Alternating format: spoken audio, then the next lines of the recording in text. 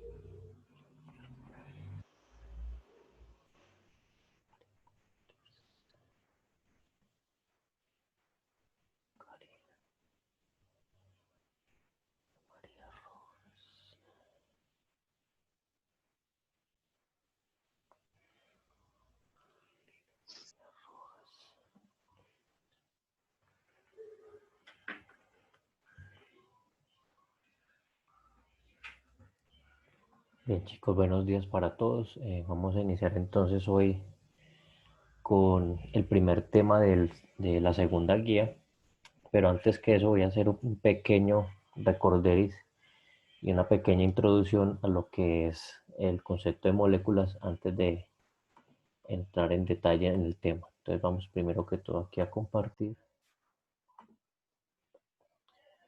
Vamos entonces a recordar cositas. Yo sé que hace un buen tiempo que no nos vemos, entonces vamos a intentar recordarlas así de manera rápida. Entonces recordemos que los átomos están compuestos por un núcleo y unos orbitales en donde habitan los electrones. Estos electrones se organizan según unos niveles de energía. Entonces vemos que esos niveles se clasifican en 1, 2, 3, hasta 7. También vemos que cada nivel tenía un subnivel dependiendo de la forma pues, del átomo. Pues estos subniveles daban la forma dependiendo si era esférica o forma ovalada. Ese número atómico orbital que se representa con una letra, en este caso S, P, D o F. Entonces hablamos de niveles que son los números y los subniveles que son las letras. Listo. Entonces, si vamos por ejemplo al caso del sodio, En el caso del sodio, pues tienen que haber 11 electrones. Entonces, ¿cómo se ubican esos 11 electrones? Pues esos se ubican en estos niveles electrónicos, según como lo representan aquí, se van llenando de acuerdo al nivel y subnivel.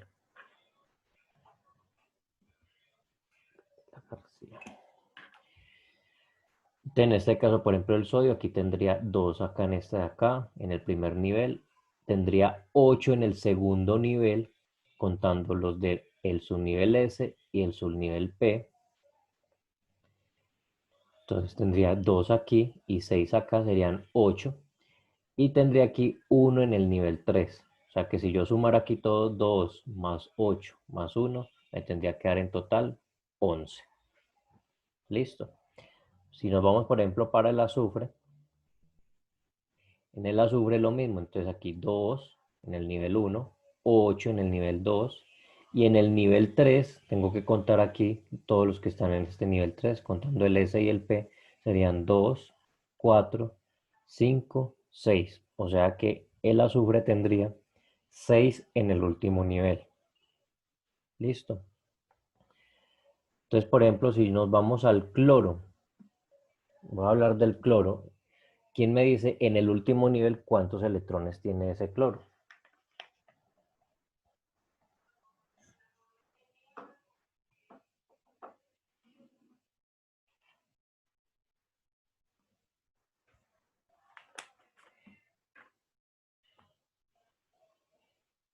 17. Son 17 electrones y en total, pero hablemos del último nivel. Cuando hablo del último nivel, el último número. El último número, ¿cuántos electrones tiene?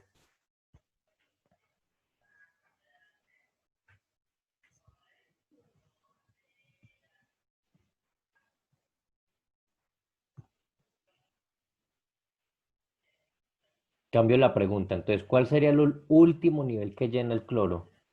¿Quién me dice?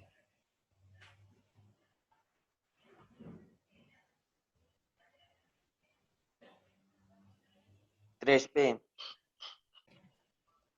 El 3. Bueno, ese sería el subnivel, Olma. Entonces, estamos hablando del último nivel, que es el número. En este caso, el último nivel es el 3, contando el S y contando el P. O sea, cuando yo hablo de nivel, estoy hablando del número. Entonces, si yo hablo del nivel 3, debo contar todos los electrones que hay en el nivel 3. ¿Cuántos electrones hay en total en el nivel 3?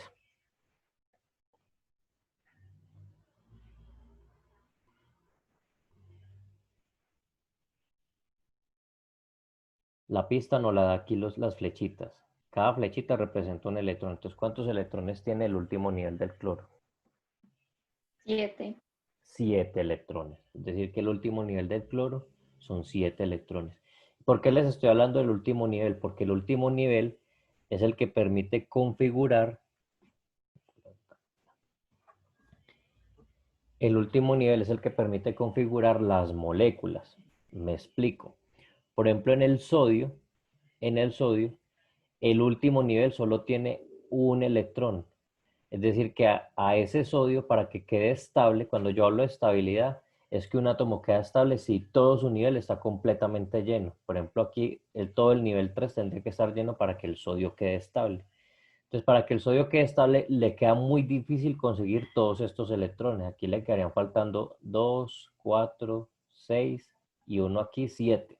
Le quedarían faltando 7 electrones para quedar estable. Le es más fácil regalar este para quedar estable con el nivel anterior.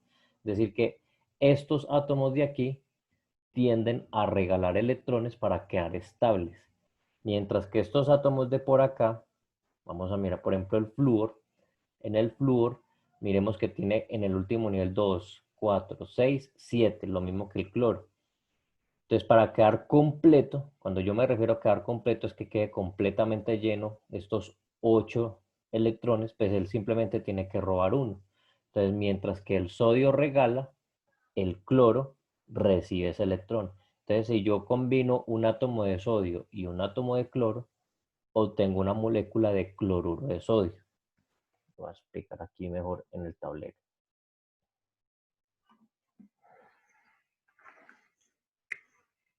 Entonces, recordemos que aquí el sodio tenía solo un electrón en el último nivel. Estamos hablando solo del último nivel. Y el cloro tenía 7 electrones, por lo general se representa de esta manera, 7 electrones en el último nivel.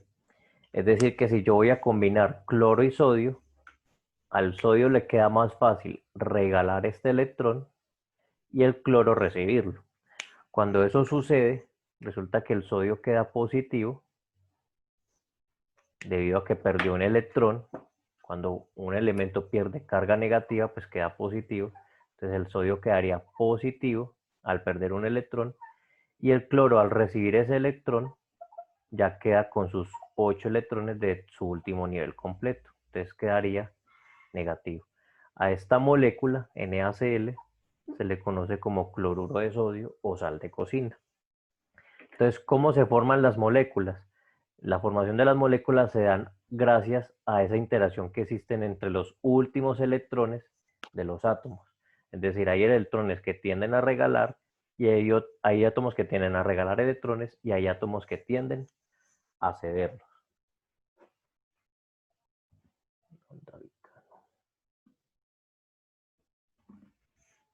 ¿Sí quedó claro, chicos?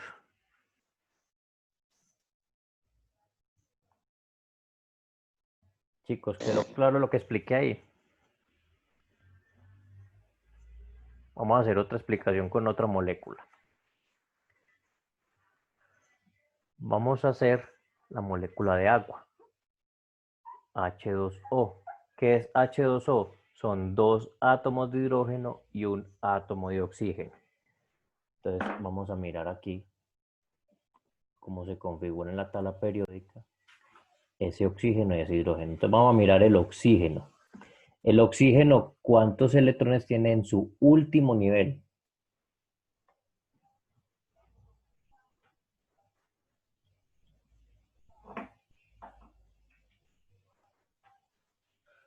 Miremos aquí. 6. Tiene 6, miren. Todos los del nivel 2, el último nivel sería el 2, porque los demás están vacíos. El último nivel sería el 2, entonces aquí 2, 4, 5, 6. Entonces ya sabemos que el oxígeno tiene 6 en el último nivel. Y el hidrógeno,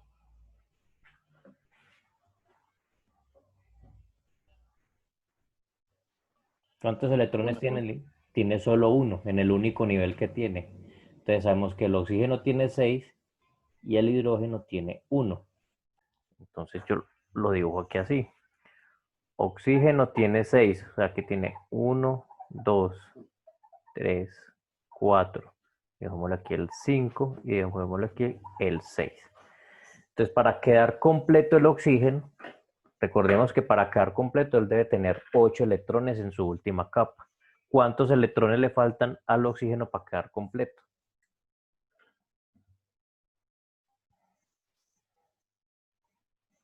Dos. Le faltan 2 electrones. Entonces, en la molécula de agua, ¿quién es el que genera esos 2 electrones? Pues resulta que aquí el hidrógeno tiene un electrón. Como tiene su único electrón, él queda inestable con ese electrón, él lo puede regalar. Y lo mismo con otro hidrógeno por acá. Entonces, ¿qué es lo que sucede? En la reacción entre el hidrógeno y el oxígeno, este hidrógeno le cede un electrón y este otro hidrógeno le cede otro electrón. Entonces, así quedaría configurada la molécula de agua que es H2O. ¿Cómo queda configurada? Pues con el oxígeno completo, con los 8 electrones, el oxígeno con sus 8 electrones y el hidrógeno pues cediendo cada uno su único electrón. Entonces por eso se dice que son 2 moléculas de hidrógeno, un hidrógeno aquí y un hidrógeno acá. ¿Sí quedó claro? Sí. Listo. Bueno, entonces entendió cómo funcionan las moléculas. Entonces recordemos qué es una molécula. Una molécula es la unión de 2 o más átomos. Pueden ser 2, pueden ser 3, pueden ser 4. Cuando yo estoy hablando de una molécula es porque hay 2 o más átomos ahí configurando. Por ejemplo, en el caso del agua, estamos hablando de que la molécula del agua tiene ¿cuántos átomos? ¿Cuántos átomos hay aquí en esta reacción?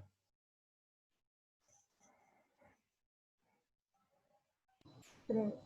Tiene 3 átomos, correcto. Tiene 2 de hidrógeno y 1 de oxígeno. Listo. Ahora sí entremos en detalle. Vamos a ver por acá. Vamos a escuchar este videíto.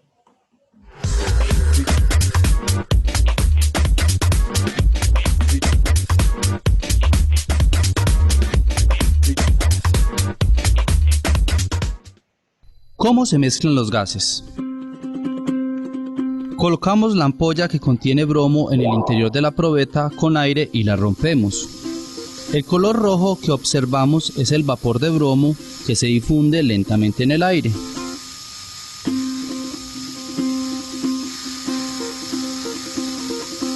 El bromo necesita 23 minutos para difundirse en el aire de la probeta. ¿Cómo es posible que una sustancia pueda pasar a través de otra? Toda la materia está compuesta por diminutas partículas en constante movimiento, llamadas moléculas. En un gas, las partículas están muy separadas y se mueven con gran libertad.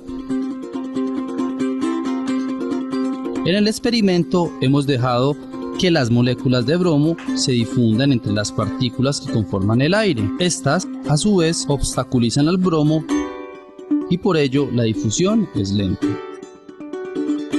Si sacamos el aire de la probeta y dejamos caer de nuevo la ampolla, ¿el bromo se difundirá más rápido? La probeta se llenó instantáneamente.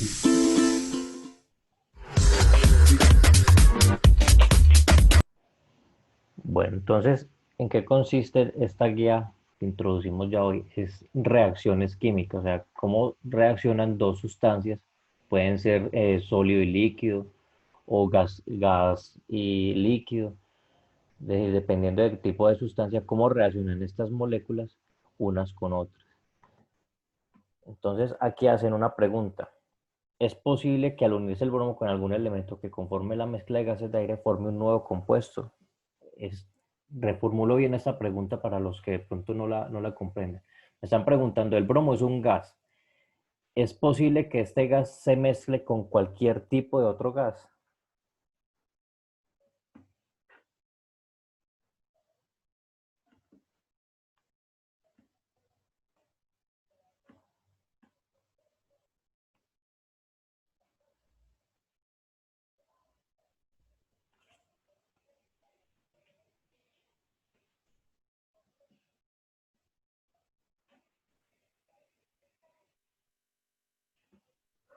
Chicos, estoy haciendo una pregunta. En el experimento pusieron el gas de bromo reaccionando con el aire. O sea, cuando ponen una ampolla de gas de bromo y la liberan, este se mezcla con el aire. La pregunta que estoy replanteando ahí, supongamos que no fuera aire, sino que fuera otro tipo de gas, por ejemplo, el gas de cocina o el gas metano, cualquier otro tipo de gas o el oxígeno mismo.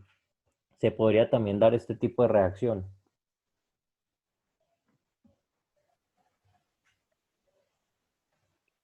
Sí, ¿Quién dijo sí? yo marco. Marco. ¿Y por qué Marco? Por la... ¿Qué? Porque como son gases, tienen Ujú. la misma... Tienen... ¿Cómo es? Pesadas. La misma... Me fue la palabra, profe. O sea, tú dices porque los dos Tiene- son gases. Sí, exactamente. Ujú. Bueno, Porque ellos tienen como una misma... Algo que los atrae, algo igual. bueno, no, ahí no estamos hablando de Ya atracción. le... Si nosotros miráramos un gas con microscopio, en el gas las moléculas están muy dispersas. No sé si alguna vez les había explicado. En el gas las moléculas están demasiado dispersas. Entonces, si yo introduzco otro gas, si yo introduzco aquí otro gas, por ejemplo, aquí cojo la bolita de bromo y libero el gas, pues esas moléculas se van a disipar también de igual manera y se van a, como quien dice, a mezclar unas con otras. Entonces ahí el gas de bromo quedaría como mezclado, quedaría como ahí, como reunido ahí con todo el otro gas, que sería el gas de aire, bueno, el otro gas que estuviéramos ahí mencionando. O sea, esas moléculas ahí quedan todas revueltas. Puede suceder una reacción si entre estas moléculas existe algún tipo de reacción química o algún tipo de atracción. Si no la hay, simplemente ellas quedan mezcladas ahí, ¿ya? Entonces hay que entender dos elementos. Una cosa es que quede difundido el gas, o sea, que queden ahí revueltas unas moléculas con otras sin que haya interacción entre ellas. Y otra cosa es que pueda haber una interacción entre estas dos. Vamos, por ejemplo, a otro caso. Caso de líquidos. Vamos a suponer que yo tengo dos tipos de líquidos. Aquí tengo agua y después a esa agua yo le eché una pintura roja. Si le echo esa pintura roja, ¿qué va a suceder después de un tiempo con esa agua? ¿Quién me dice?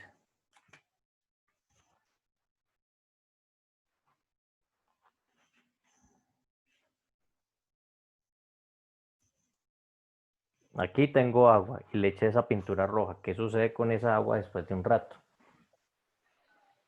La agua se va tintando ¿Va a quedar de qué color?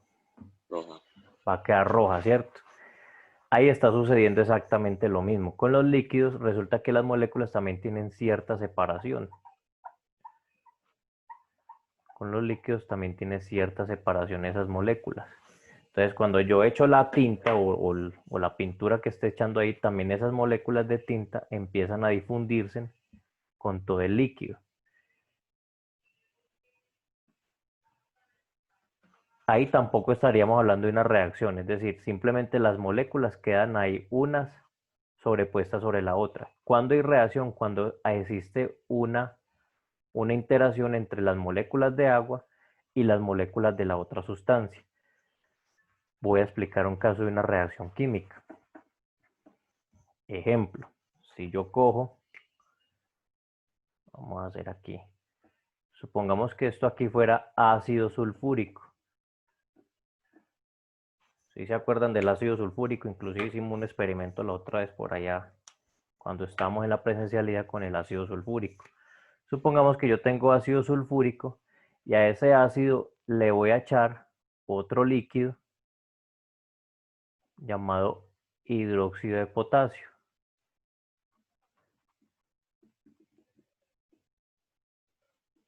Perdón, KOH.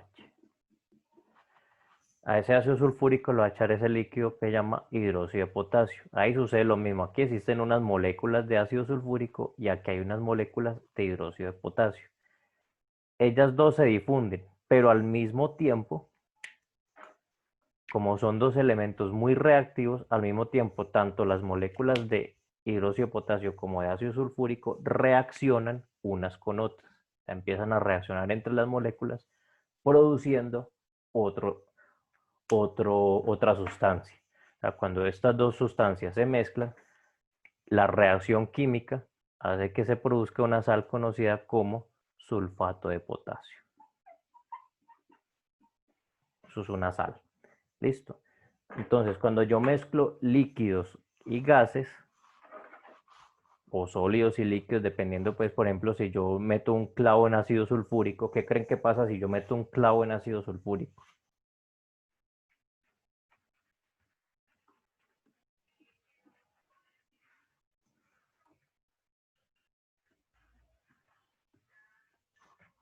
Chicos, ¿qué creen que pasa si yo meto un clavo en ácido sulfúrico? Estamos hablando de un sólido con un líquido. Con un líquido que es muy agresivo. No creo que se desintegraría, sino como que se quemaría por completo. Se quemaría. Bueno. Bueno, la palabra quemar un clavo, sí, pues yo no sé hasta qué punto tenga sentido. Pero sí, de hecho tú mencionaste por ahí una palabra. Resulta que el hierro en el ácido sulfúrico empieza a reaccionar, las moléculas empiezan a reaccionar con las moléculas del hierro, produciendo que éste se vaya desintegrando hasta formar una sustancia que se llama sulfato de hierro. ¿Listo? Entonces, esa reacción química también se puede dar entre sólidos y líquidos. Entonces, ¿qué es una reacción química? Una reacción química es cuando dos moléculas de dos sustancias están interaccionando, o sea, interactúan entre las dos para producir una segunda sustancia. ¿Sí quedó claro?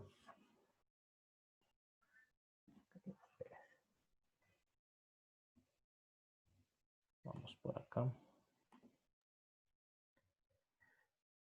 Entonces aquí, bueno, en efecto, si ya me dieron la respuesta, que sí se puede mezclar entre un gas y otro gas. Bien, vamos a recordar antes de eso, un cambio físico, recuerden que es cuando las sustancias permanecen tal cual. Por ejemplo, cuando yo parto un lápiz, cuando corto una rebanada de pan, eso es un cambio físico. Es decir, no existe modificación en la naturaleza de las sustancias que intervienen en la reacción. Por ejemplo, al separar mezclas, cambios de estado, cambio de forma cuando le aplico una fuerza. Es decir, la sustancia permanece igual.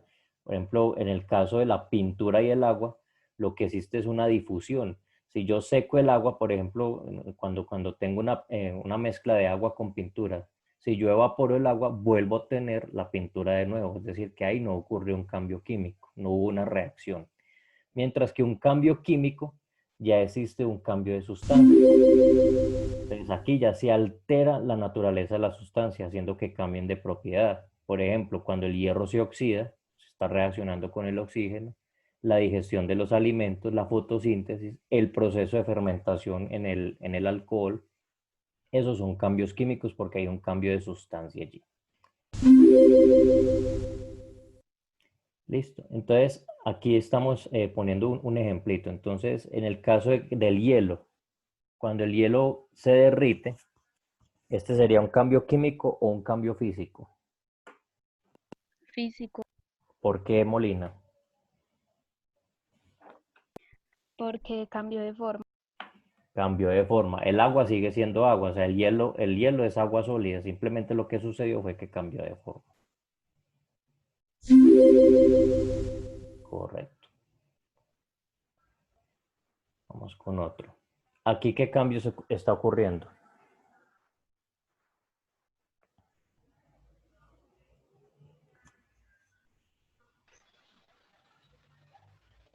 Físico, Cano, ¿me repites, porfa, que no se te entendió? físico, Es un cambio físico. Cuando enciendo un fósforo.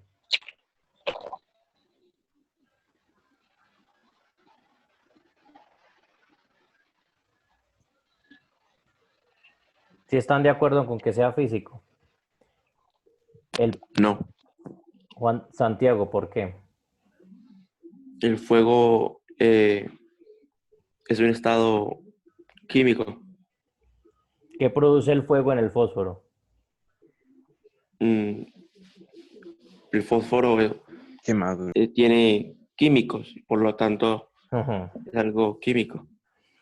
Bueno, más o menos por ahí. Resulta que el fósforo es una sustancia, es una sustancia inflamable. Es decir, cuando se rastrilla, genera una energía y eso hace que se combustione, haciendo que el fósforo se transforme aquí en un... Yo, pues, no, yo me llevo con Cecito, mi bebé.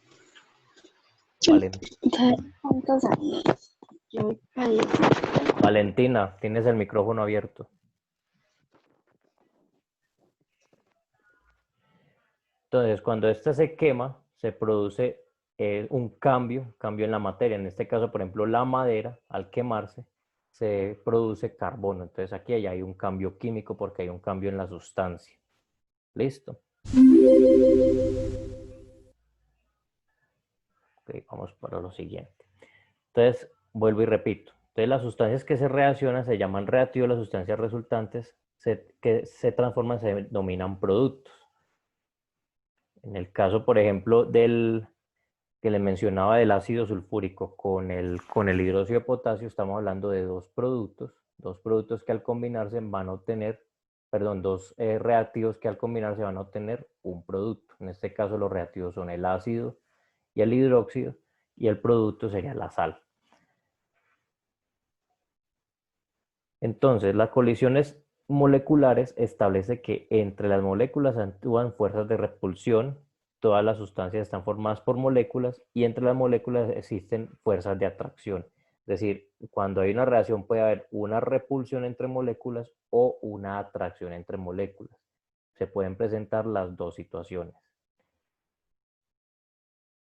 Tienen como referencia la velocidad de reacción, es decir, cuando ocurre una reacción química, depende mucho de la velocidad de reacción y eso tiene varios factores. Esos factores tienen que ver con el catalizador, la concentración, la presión y la energía de activación. Listo, vamos a dejar aquí por hoy para no llenarles mucho la cabeza de información. La próxima semana entonces volvemos a retomar este concepto y ya dejamos entonces la actividad de sustentación que corresponde a esta parte de la guía. ¿Listo, chicos?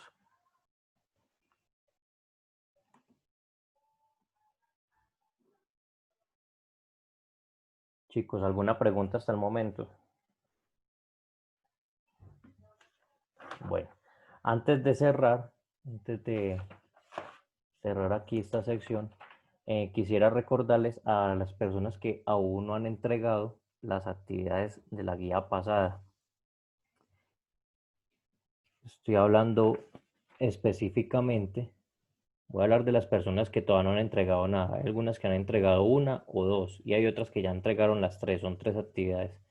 Los que aún no entregan nada son Restrepo Alejandro, Ramos Natalia, Sofía, Karina, Marco Antonio Moreno, Erika López, me espera un momentico, ya les voy a escuchar. Carolina Jiménez, Simón Giraldo, Laura Giraldo, Juan Pablo Duque, Nicolás Dávila y Juan Manuel Cardona. Todavía no he recibido pues ninguna actividad de ellos. Algunos tengo una o dos actividades, entonces para que nos pongamos al pendiente con eso. ¿Quién iba a hablar? Yo, Marcos, Dígame, Marco. pero yo le mandé todos los trabajos al correo.